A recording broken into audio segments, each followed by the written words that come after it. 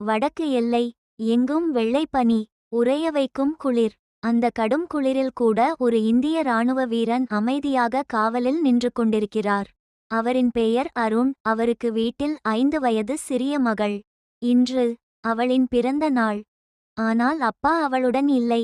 ஏன் தெரியுமா? ஏனெனில் நாட்டின் பாதுகாப்பு அவருக்கு முதலில். அந்த இரவு பனியில் ஒரு சந்தேகமான அசைவு.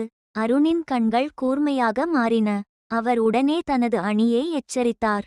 எச்சரிக்கை, நம்மை நம்பி கோடிக்கணக்கான மக்கள் தூங்குகிறார்கள். வீரத்துடன் அவர்கள் செயல்பட்டார்கள். ஆபத்து தவிர்க்கப்பட்டது. அந்த இரவு இந்தியா அமைதியாக தூங்கியது. காலை சூரியன் உதித்தது. பனிமலைகளின் மீது பொன்னிற ஒளி விழுந்தது. அருண் தனது மொபைலை எடுத்தார். மகளுக்கு ஒரு வீடியோ செய்தி பதிவு செய்தார். கண்ணே, அப்பா உன்னோடு இல்லாததற்கு மன்னிச்சுக்கோ. நீ பாதுகாப்பாக இருக்கணும் என்பதற்காகத்தான் அப்பா இங்கே நிற்கிறார். சில நொடிகள் கழித்து சிறிய குரல் ஒன்று. அப்பா, நீங்க என் ஹீரோ.